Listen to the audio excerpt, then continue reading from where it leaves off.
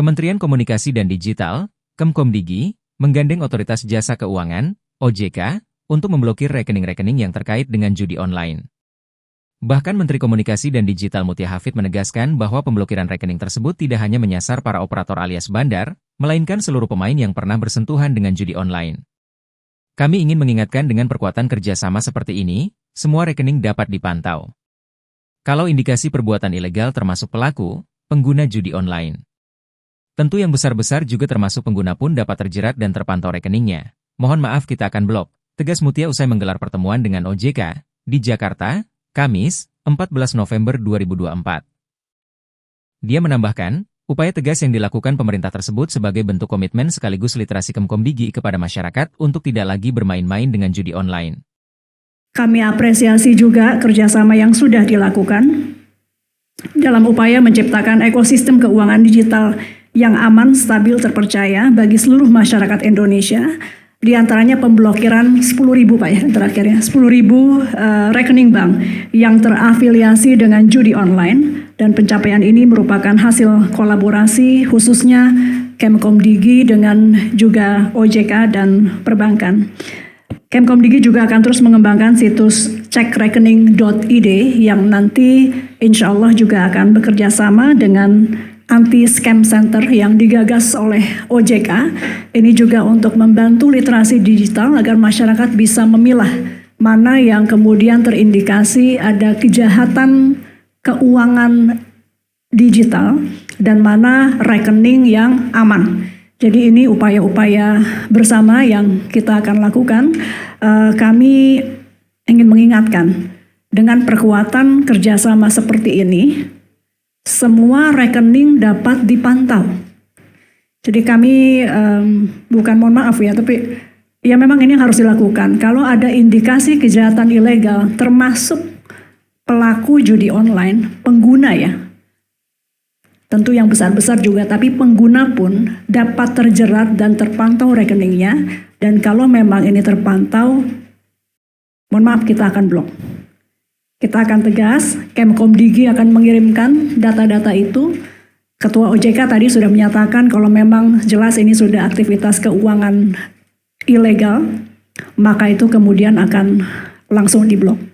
Jadi mungkin ini komitmen sekaligus literasi kami kepada masyarakat untuk tidak lagi, bagi yang mungkin sedang pernah tidak lagi bermain-main dengan judi online. Itu mungkin teman-teman, singkat padatnya. Cukup? Silakan. Tambahkan apa ya? Halo Ibu Bapak semuanya, selamat pagi. Selamat siang, saya Arden dari Metro TV mau bertanya terkait pemblokiran rekeningnya ini, cara mendeteksi sistemnya gimana ya? Terus apakah jumlah ini sama juga dengan jumlah yang dibuat oleh PPATK? Terima kasih.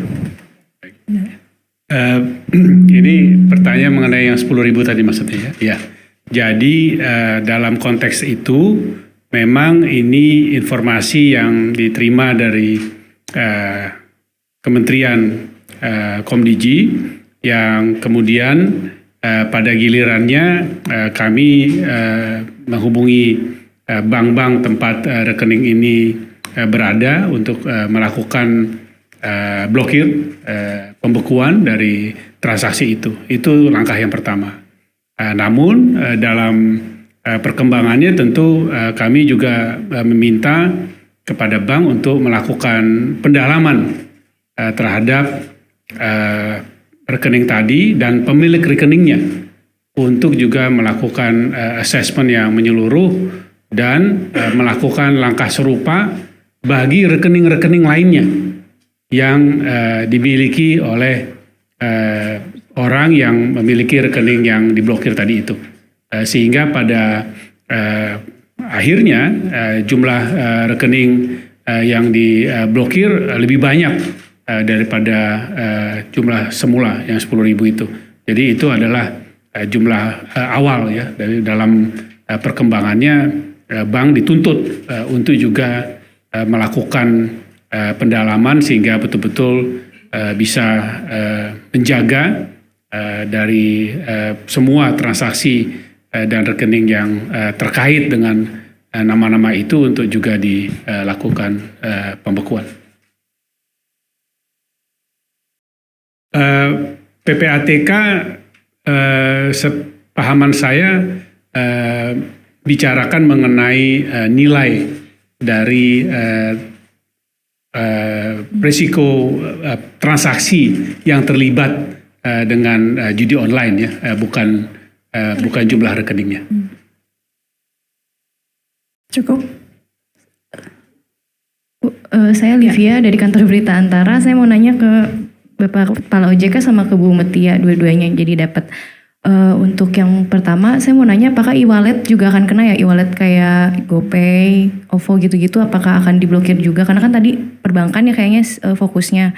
Terus kalau untuk ke Bu Mutia, ini kan tadi ada anti-scam dari OJK, terus Komdigi juga punya cekrekening.id, itu nantinya apakah akan digabung sistemnya atau seperti apa? Ini bentuk tindak lanjut juga nggak sih Bu dari komitmen Ibu yang di Cilincing kemarin bilang mau berkoordinasi juga? Kalau boleh karena saya singkat yang ini, kita akan terhubung. Jadi antara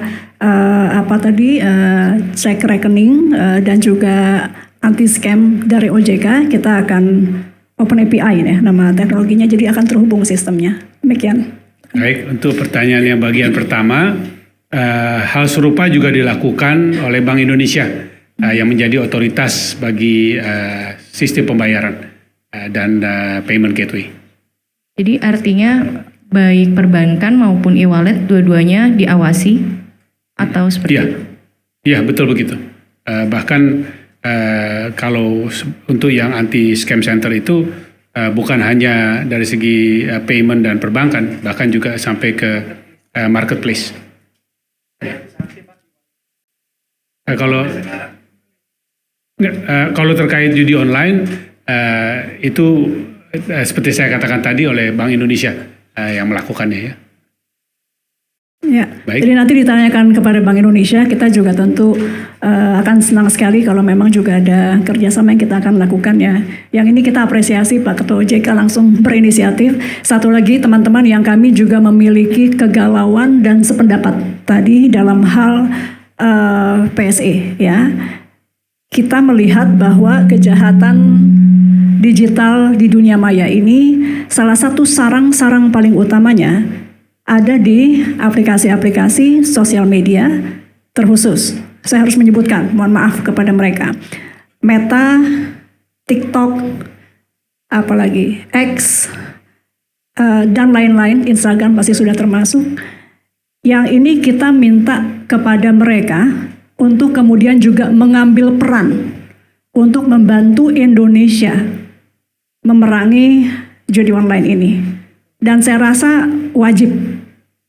Kami belum ketemu karena memang komunikasinya juga ya kita belum lihat ada proaktif meskipun Presiden sudah bicara ya. Bapak belum ada yang nyamperin kan untuk berminta, dengan kami juga belum. Jadi kami menghibau, meminta semuanya yang tentu juga benefit atau dapat keuntungan dari pangsa pasar Indonesia yang luas, pangsa pasar sosial media Indonesia yang luas, untuk berkontribusilah. Ini keinginan kita bersama, bukan cuma pemerintah, untuk rakyat juga, rakyat menginginkan ini. Jadi mereka wajib berkontribusi. Bentuknya seperti apa kita tunggu dari mereka nanti. Atau teman-teman bisa tanyakan kepada mereka. Mungkin itu dulu dari kami, teman-teman. Makasih banyak. Terima kasih telah menyaksikan berita terkini dari sinarharapan.co. Saksikan terus konten-konten menarik lainnya.